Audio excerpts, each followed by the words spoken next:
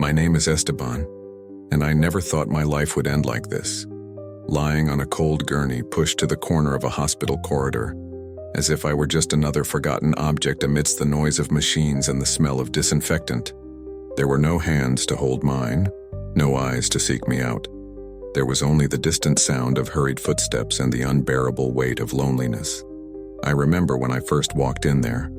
The pain in my chest consumed me, but the greatest pain wasn't in my body. It was in my soul.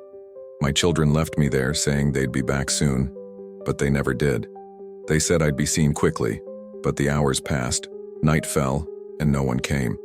Nurses walked past me without looking. Doctors looked away as if I were invisible. I, who once supported my family with hard work, who built walls, who put food on the table, was now left in a wheelchair, ignored as if my life no longer had value. As time passed, I thought about everything I'd experienced. I thought about the nights I stayed up all night to ensure my children's future. I thought about the birthdays where I spent every penny so there would be at least one piece of cake. I thought about the hugs that once warmed me, and how today my hands trembled in the void, waiting for someone to remember me. In the cold of that hallway, I realized the cruelest truth. It's not death that hurts the most. It's being forgotten in life. This is my story. The story of a grandfather who was left to die as if he didn't matter, but who discovered that there is a God who never abandons.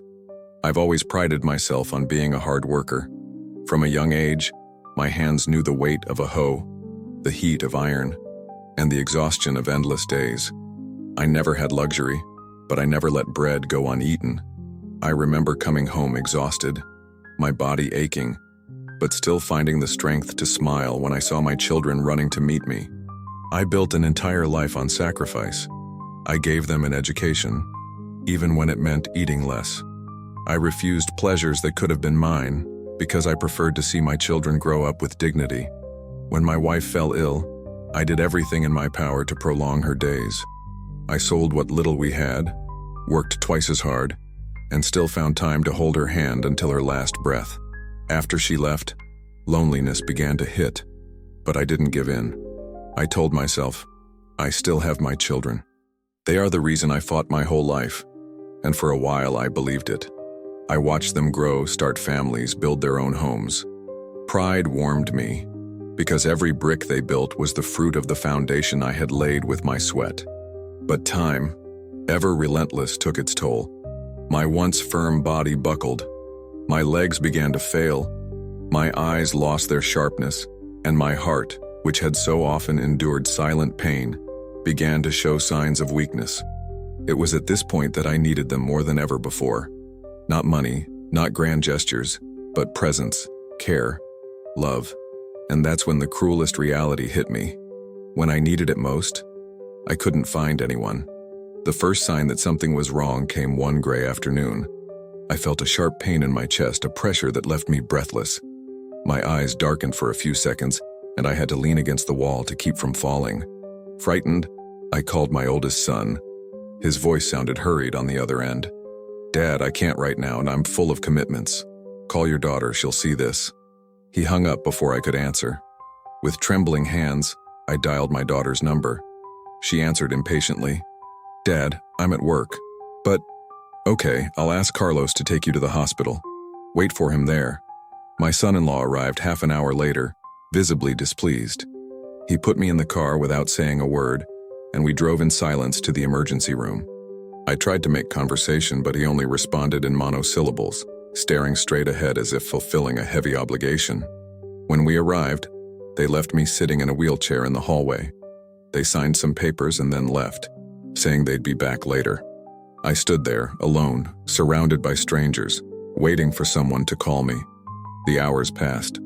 Nurses came and went, but no one looked me in the eye. I saw people being seen, called by name, taken to rooms.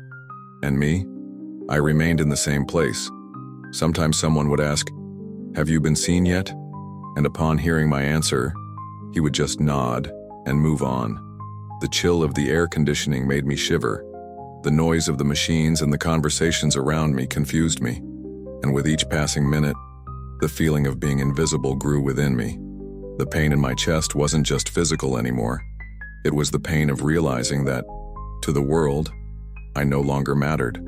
Night fell slowly, and with it came a chill that seemed to penetrate my bones. The hospital's white lights never dimmed, but the brightness brought no comfort.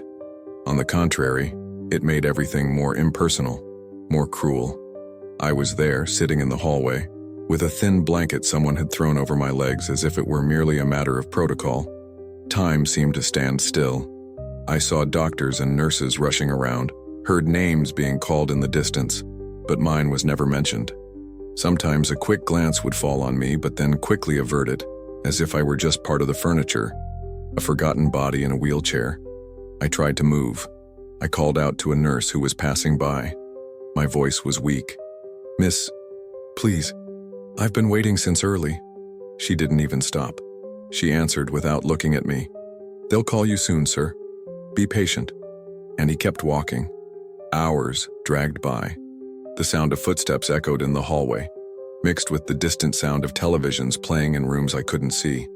At one point, I closed my eyes and imagined I was at home, in my old armchair, smelling the coffee I used to brew in the morning. But when I opened my eyes, the cruel reality returned. I was alone, forgotten in a hospital corridor. I glanced at the exit door several times, expecting someone from my family to come in. I imagined my son appearing, saying, "Dad, sorry we took a while, but we came to get you." But the door never opened. With each passing hour, the hope of seeing them diminished. And it was there, amidst beeping machines and indifferent voices, that I felt the deepest wound. It wasn't my heart aching in my chest, but my heart screaming with loneliness. I wasn't just a patient. I was a man left to die, invisible to the eyes of those who should have cared for me most. The early morning hours were the cruelest. The hallway was nearly empty, the silence broken only by the distant hum of machinery and the occasional creak of a gurney being pushed. I remained there, motionless, as if I had been deliberately forgotten. To keep from going crazy, I began to sink into my memories. I closed my eyes and went back in time. I saw my wife preparing a simple but loving dinner in our small kitchen. I saw my children, still young, running around the yard calling my name, fighting over who would sit on my lap first.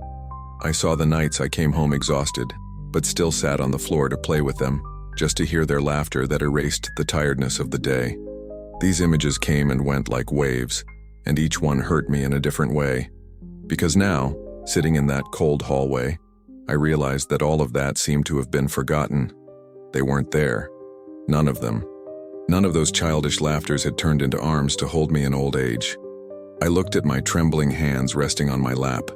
Hands that had once been steady, that had built walls, that had held my children when they were sick, that had worked from sunrise to sunset. And now they were just the hands of an ignored old man, hands no one wanted to hold. At one point, a nurse passed by pushing a stretcher. He glanced at me quickly and commented to another, "This one has been there since early." "Nobody came?" The other replied coldly, "If it's there, it's because no one cares." The words echoed inside me like knives. It wasn't just the pain in my body. It was the pain of being reduced to this, an unimportant man. And there, alone, I began to ask myself, was my whole life worth it? Did all my sacrifice end here, in this forgotten corridor? The clock on the wall read almost 3 in the morning. Time seemed to mock me, ticking slowly, as if trying to prolong every second of my agony. I no longer felt just chest pain. My entire body felt tired, heavy, as if I were slowly giving up. I looked around. Empty chairs, gurneys pushed aside, cold lights illuminating the void. I was just another old man forgotten in a corner. No doctor came, no nurse stopped by. And my children, oh my children, how could it be that none of them had returned? Were they sleeping in comfortable beds while I rotted in that hallway? Or had they simply decided I was no longer worth worrying about? The loneliness was so profound it felt physical. I felt a hole inside me, an emptiness that not even memories could fill. For the first time, I thought it might be better not to wake up the next day. After all, what was the point of staying alive if to the world I was already dead? Tears streamed silently down my wrinkled face. I, who had always been strong, who had always hidden my pain so as not to worry anyone, now cried like an abandoned child. And no one there cared. I closed my eyes and let out a whisper. Lord, if there is still any purpose left for me, show me, because if not, take me. In that moment, I hit rock bottom. There was no more pride, no more strength, no more human hope. Only the stark truth remained. I was a forgotten man, left to die in a hospital corridor. But what I didn't know is that that would also be the starting point for something that would change everything. The next morning arrived without me having slept. The cold of the hallway still enveloped me, but something inside me had changed. I had cried, I had given in to the pain, and even asked God to take me, but He didn't. And when I opened my eyes that morning, I understood that if I was still breathing, it was because there was a purpose. I slowly raised my head, observed the movement of the hospital, and felt a flame rise within me. I couldn't allow my story to end like this, reduced to a forgotten stretcher. I had to show not only to others but to myself that I still had dignity. It was at that moment that I began to observe with different eyes. I overheard conversations, noticed expressions, and observed how they treated patients with influential companions and those who were alone. I saw the contempt in their eyes, but I also realized something. The men's indifference didn't negate the value of my life. I needed to hold on to this certainty. When they finally called me in for an exam, hours later, I memorized every detail. The doctor barely looked at me, spoke quickly, explained nothing, but I wrote down his name, the time, even his weary expression on a piece of paper. I wouldn't make a fuss, I wouldn't shout in the hallways, but a silent investigation began there. I wanted to gather every piece of evidence of how I'd been treated, every sign of neglect, because deep down I felt that one day I would need to speak out, expose, show. At the same time, I began organizing my own memories. I relived the day I entered that hospital, the look on my son's face as he dropped me off at the door, my daughter's haste to say, "I'll be right back." I remembered every detail and wrote it down mentally as if it were a story, because I knew that if I didn't record it, they would try to erase that part of my life too. It was strange. Even wounded, even weak, I began to feel a determination I hadn't experienced in a long time, as if each painful heartbeat was a reminder. Esteban, you're still here, and while you are, your voice needs to be heard. It wasn't revenge I sought. It was dignity. That same day, when I was finally discharged, my children weren't there. The hospital called a taxi and I drove home alone, sitting in the back seat watching the city through the window like a stranger. No one asked how I was. No one cared whether or not I had anyone to support me upon arrival. It was as if my existence had become invisible. I walked home slowly, sat in the old living room armchair and stared at the walls. The silence was so heavy it almost crushed me. But instead of sinking into grief again, I decided to transform that silence into reflection. I began to write. I grabbed a forgotten notebook from the drawer and recorded every detail. The time I was dropped off at the hospital, the hours I spent in the hallway, the indifferent glances, the harsh words I heard from the nurses, the abandonment of my children. I wrote as if it were a war diary because deep down that's what it was. I was fighting a battle for my memory and my worth. Each line I wrote seemed to ignite a spark of courage within me. I didn't want the story to be forgotten as if it had never happened. One day I knew someone would need to hear it. Maybe my family, maybe my grandchildren, maybe even the world. Because my pain wasn't just mine. It was the pain of many who, like me, had been treated as disposable. I also began to review my past, not just the days in the hospital, but the entire life of sacrifices that had brought me here. I remembered the nights driving trucks until dawn, the calluses that still scarred my hands, the times I'd put my health aside to ensure my children's future. All of this was stored within me, and now I organized it as if I were preparing a testimony. And in the midst of this preparation, something began to dawn. It wasn't just about accusing, but about revealing, showing them not only the pain of abandonment, but also the truth about who I still was. I, Esteban, wasn't some throwaway old man. I was a man who built an entire life on love and sacrifice, and one day they would have to face that truth. In the days that followed, the loneliness felt more intense than ever, but at the same time, something inside me was no longer the same. I had endured the pain of abandonment. I had felt the weight of being invisible in a hospital corridor, and now I carried with me the certainty that I needed to transform that wound into a voice. I sat on the porch, notebook in lap, and began writing not just about what had happened in the hospital, but about my entire life. I remembered how I met my wife, the promises we made when we were young, the days of struggle and laughter. With each memory that surfaced, I felt a lump in my throat. I wrote about the times she would say, "Esteban, one day your children will understand all the effort you make." And now, so many years later, I realized that that day had not yet come. I picked up one of the old photos. She was smiling, holding our 2 young children in her arms.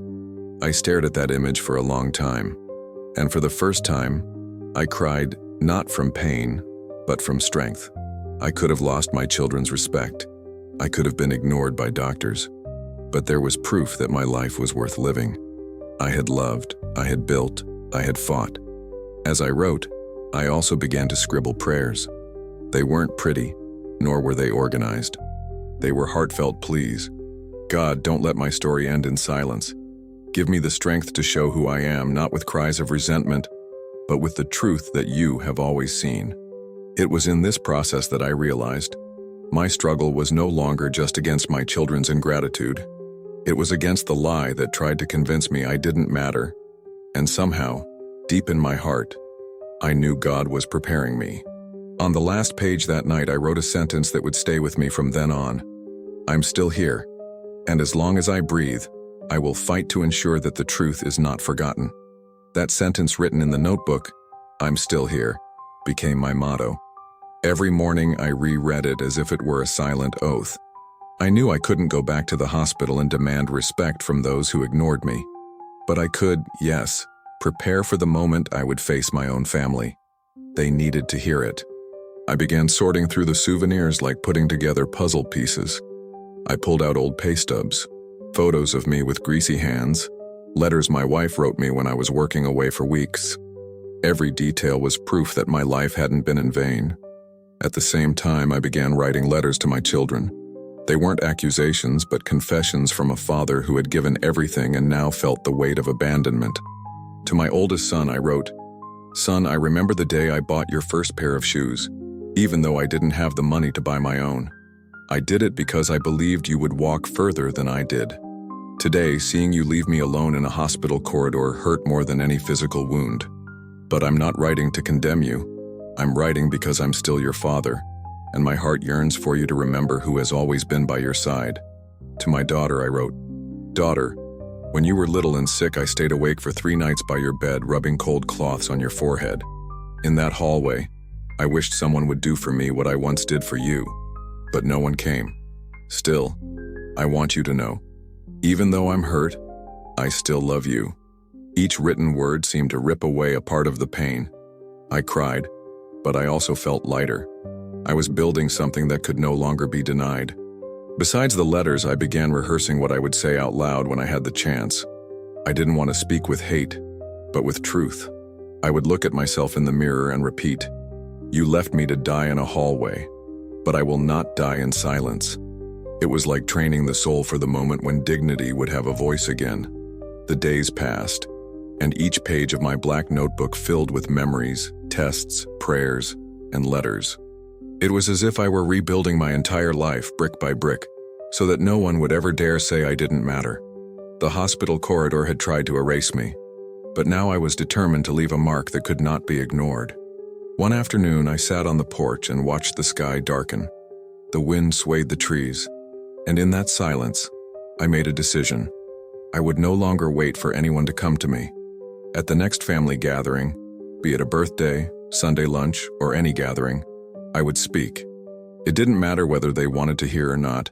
It didn't matter if they tried to interrupt me. I would no longer be silent. I then began reviewing what I had on hand. The blue folder with documents and receipts, the black notebook with reports, and the handwritten letters to each child. I organized everything carefully as if I were preparing a court defense. But deep down, this wasn't about accusing anyone. It was about reclaiming the dignity they tried to bury in that hallway. I remembered the last time I saw my wife alive. She held my hand and said, Esteban, never let anyone erase who you are. At that moment, I understood that this fight wasn't just mine.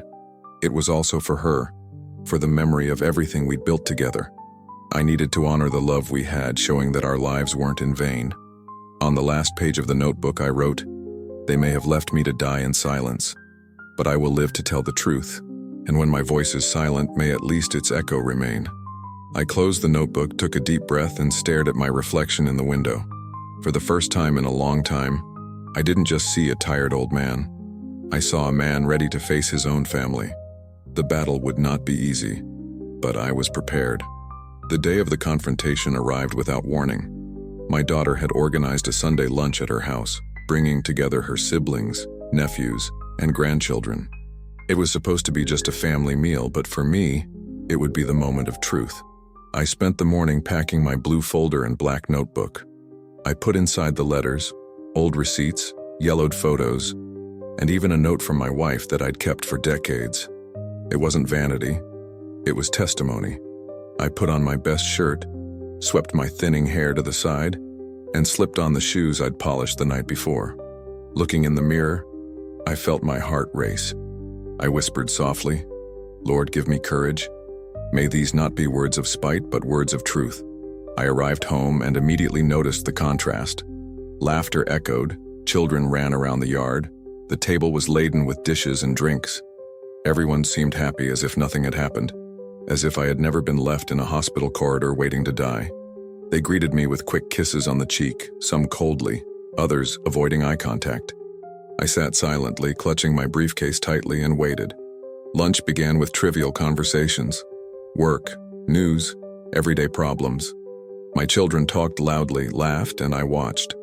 Inside, memories came back like stabs. The hard hospital chair, the cold stares of the nurses, the door that never opened to reveal their arrival. That's when my daughter said, "Dad, eat more. You've been very quiet lately." I looked at her and knew it was time. I placed my hands on the table, took a deep breath, and said in a firm voice, "I am silent because the time has come for you to listen." The hubbub died down. Everyone looked at me in surprise. I opened the briefcase, took out the black notebook, and placed it on the table right in the center for everyone to see. "You left me to die in a hospital corridor." The words came out heavy, each syllable laden with pain. Today, in front of my entire family, I will no longer remain silent. The silence that followed was absolute. It was as if even the air had stopped to listen. I stood leaning on my trembling hands, but with my voice as steady as ever. I looked at each of them, one by one, and said, "Do you know where you were when I needed you?" I was in a freezing cold hallway waiting for hours. Hours that felt like days. Nurses walked past me like I was a piece of furniture. Doctors looked away. But what hurt the most wasn't their coldness. It was looking at the door, expecting to see a son's face, and realizing no one came back. My daughter lowered her eyes, fidgeting with the napkin between her fingers. Juom, my oldest son, was breathing deeply, not daring to look me in the eye. The atmosphere, which had been one of laughter minutes before, was now one of awkward silence that weighed like lead. I took the black notebook, opened it to one of the first pages, and read aloud. March 14th, left at the hospital at 3:30 p.m. I remained in the hallway until dawn. There were no visitors, no phone calls, just silence. I closed the notebook slowly and looked at them. Do you have any idea what that means? It means being treated as if a parent's life is worthless. I saw tears form in the eyes of one of my granddaughters, who probably didn't understand the full weight of those words, but felt the pain in my voice. I continued, "You say you have your own lives, your own commitments. But I was the one who gave you that life, who stopped eating so you could have food, who stayed up all night paying for school, medicine, bills. It was me. And when my strength ran out, you turned your backs on me." My voice broke at that moment. I felt my eyes sting, but I didn't look away. I'm not saying this to make you feel sorry for me. I'm saying this because I don't deserve to be forgotten like an old dog in a hospital corridor. No one answered. Only silence, thick and full of shame, hung over everyone. I stood, leaning on my trembling hands, but with my voice as steady as ever. I looked at each of them, one by one, and said, "Do you know where you were when I needed you?" I was in a freezing cold hallway, waiting for hours. Hours that felt like days. Nurses walked past me like I was a piece of furniture. Doctors looked away. But what hurt the most wasn't their coldness. It was looking at the door, expecting to see a son's face, and realizing no one came back. My daughter lowered her eyes, fidgeting with the napkin between her fingers. João, my oldest son, was breathing deeply, not daring to look me in the eye. The atmosphere, which had been one of laughter minutes before, was now one of awkward silence that weighed like lead. I took the black notebook, opened it to one of the first pages, and read aloud.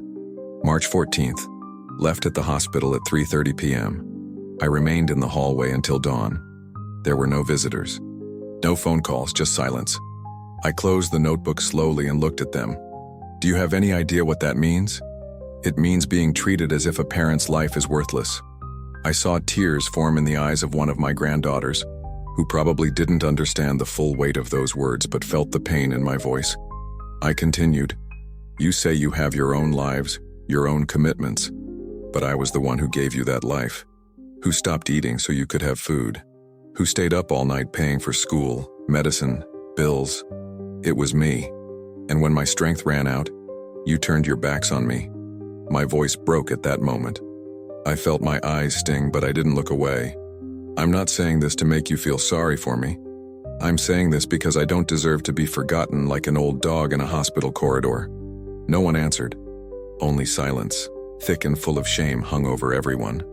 My grandson's embrace squeezing my legs made my heart race. Here was a child apologizing for a fault that wasn't his. It hurt and strengthened me at the same time.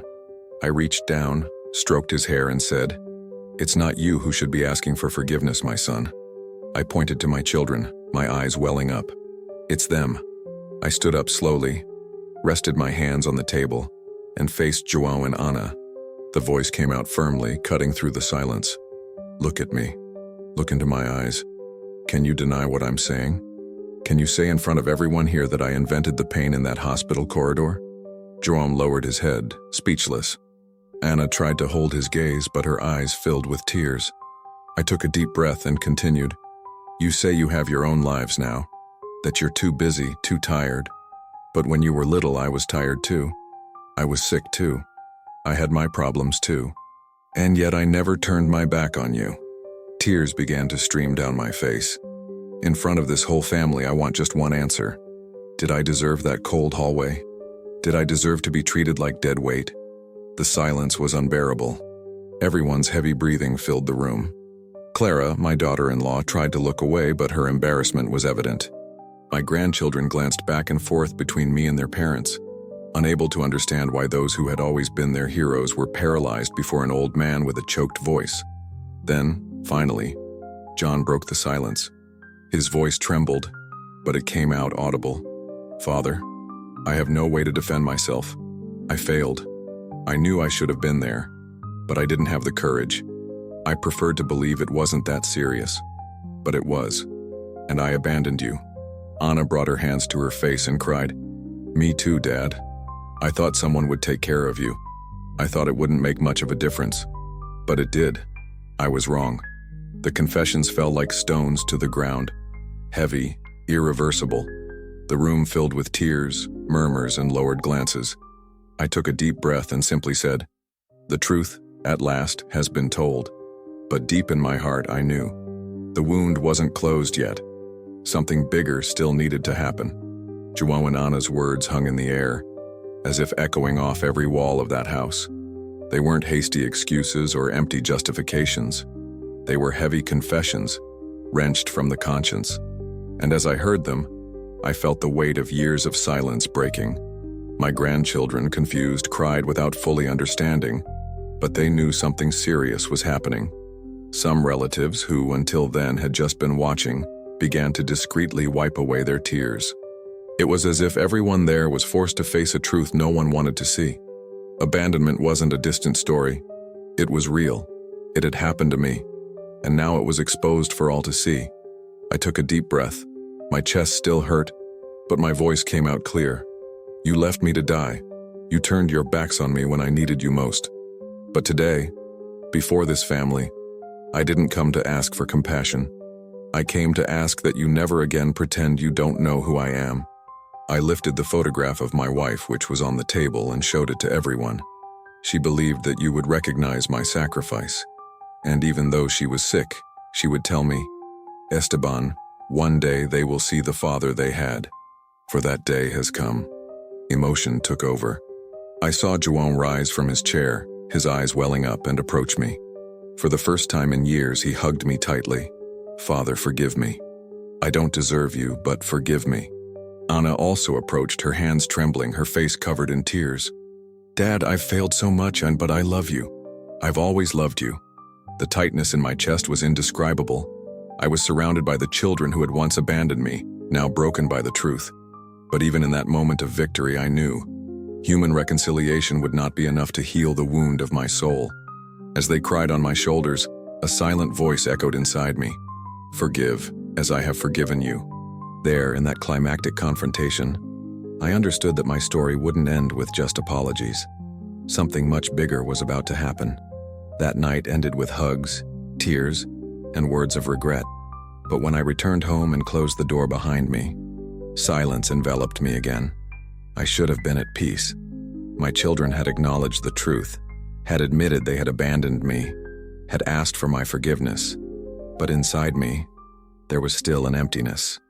I sat in the armchair, the same one where I'd cried alone so many times, and stared at the black notebook on the table. In it were all the evidence of my life, the receipts, the memories, the days in the hospital, the letters. It was my defense against the world. But in that moment I realized that none of it was enough to heal the hole inside my chest. I closed my eyes and spoke in a low voice. "Lord, they asked me for forgiveness. But why do I still feel so much pain? Why do I still feel empty?" The tears began to flow uncontrollably. And it was there, in that silent room, that I realized the truth. I didn't just need my children's forgiveness. I needed something much greater. God's forgiveness for my own life and the strength to truly forgive without reservation. I fell to my knees, my body trembling, and began to pray as I hadn't in decades. It wasn't a rehearsed prayer. It was moaning, confession, despair. "Jesus, I was left to die as if I didn't matter. But you always saw me, didn't you? I need your embrace now. Heal the wounds that not even my children can reach." And suddenly it wasn't the cold of the hospital corridor that I felt anymore. It was a gentle warmth enveloping my body. It was as if invisible hands were lifting me, as if a gentle voice was whispering inside me, "Esteban, I never left you. Not in the hallway, not in solitude. I was there, and I am here." My tears turned to relief. For the first time in years, I didn't feel invisible. That early morning, still kneeling on the living room floor, I felt something that had long since disappeared. Peace. It wasn't the peace of the heavy silence of the hospital, nor the cold silence of the empty house. It was a deep rest that seemed to come from within, as if someone had lifted the weight of abandonment and lit a new light in my heart. I lifted my face, still wet with tears, and said in a trembling voice, "Thank you, Jesus, because when everyone turned their backs, you remained." I stood there motionless, just feeling the presence enveloping me, and suddenly I began to see my story through different eyes. Before, I only saw the cold corridors, the indifferent gazes, the closed doors. Now I realized that in each of these moments, there was also a God who sustained me, even when I didn't understand. It was He who gave me the strength to survive the long hours of waiting, who sustained me when I thought it was no longer worth continuing. I picked up the black notebook and opened it to the last page. With steady hands, I wrote, "I am not the abandoned man in a hallway. I am God's beloved son, and no one can take that love from me." As I wrote, I realized the pain was still there, but it no longer held the same power. I was no longer a slave to resentment, to the need to prove my worth. For the first time, I understood that my dignity didn't come from my children, my family, or the doctors who ignored me. It came from Christ, who never treated me as disposable. I stood up slowly, looked in the living room mirror, and almost didn't recognize the man in the reflection. Yes, he was still an old man, with wrinkles and white hair, but his eyes were shining again. I was no longer the Esteban who expected to die forgotten. I was the Esteban who had been remembered by God himself. That night I decided, if he forgave me and healed me, I would forgive him too. Not just with words, but with my life. The next morning I woke early. The sun streamed through the window with a different clarity, as if the whole world had been washed clean overnight. I sat on the porch, took a deep breath, and realized that something inside me had been renewed. I was no longer the man who left the hospital feeling invisible. I was someone touched by God's grace. I decided I wouldn't keep this to myself. I grabbed the black notebook and the letters I'd written and went to my children's house. When I arrived, they were gathered together. An uncomfortable silence filled the room as they saw me enter with the notebook in hand. But this time, my voice carried no accusations or resentment. Children, I've been trapped in the pain of what you did to me. But last night I found the one who never left me. And it's because of him that I'm here today to say I forgive you. João brought his hand to his face and wept openly.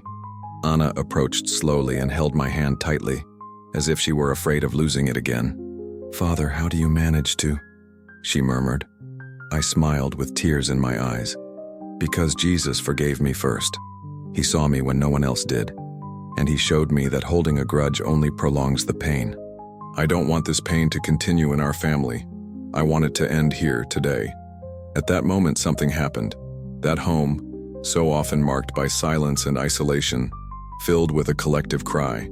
It wasn't of shame, but of relief. My grandchildren came running, hugged me, and together we stood, a broken family being restored by forgiveness. I held the picture of my wife and whispered softly, almost like a prayer, "Maria, you were right." They finally saw it. And looking at everyone, he concludes, "I don't want my story to be remembered as that of the man abandoned in a hospital corridor. I want it to be remembered as that of the grandfather who found in Jesus the strength to forgive." And in that moment, I understood that my life had not ended in the silence of a hallway. My life was beginning again in the embrace of the God who never left me,